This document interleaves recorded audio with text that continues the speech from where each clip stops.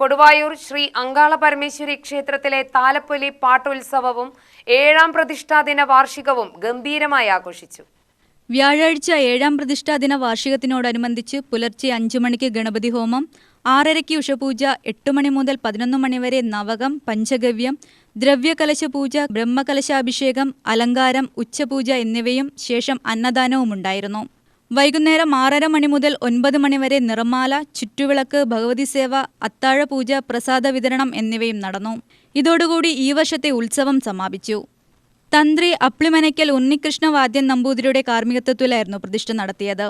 പ്രധാന പ്രതിഷ്ഠ അങ്കാളമ്മൻ ഭഗവതിയാണെങ്കിലും ഇരുവശത്തും സൂര്യചന്ദ്രന്മാരുണ്ടെന്ന് ഭക്തജനങ്ങൾ പറഞ്ഞു. ഇവിടുത്തെ പ്രധാന ഉത്സവം പാട്ടുത്സവമാണ്.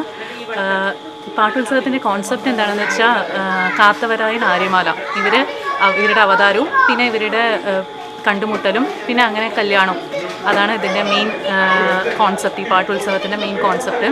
അപ്പോൾ ലാസ്റ്റ് ദിവസമാണ് കല്യാണം. അപ്പോൾ ആ കല്യാണം ദിവസം ആര്യമാലയുടെയും കാത്തവരാൻ്റെയും കല്യാണ ദിവസം ഇവിടെ താലപ്പൊലി ഉണ്ടാവും. അതാണ് ഇവിടുത്തെ മെയിൻ ഉത്സവം. പിന്നെ ഇന്ന് ഇവിടുത്തെ 7ാമത്തെ പ്രതിഷ്ഠാ ദിനമാണ്. നമ്മുടെ പൂർവികരെന്ന് പറയുമ്പോൾ കാവേരി പൂമഠത്തിൽ നിന്ന് വന്ന് സെറ്റിലായവരാണ്.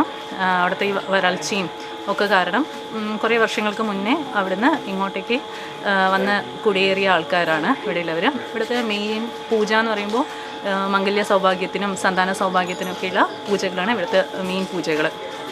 മെയ് 15 മുതൽ 19 വരെ പാട്ടുതാലപ്പൊലി, മെയ് 22-ന് മഹാഭിഷേകം, 24-ന് ഭൈരവൻ പൂജ എന്നിവയും നടന്നു. നിരവധി ഭക്തജനങ്ങൾ ചടങ്ങുകളിൽ പങ്കെടുത്തു. UTV news, Palakkad.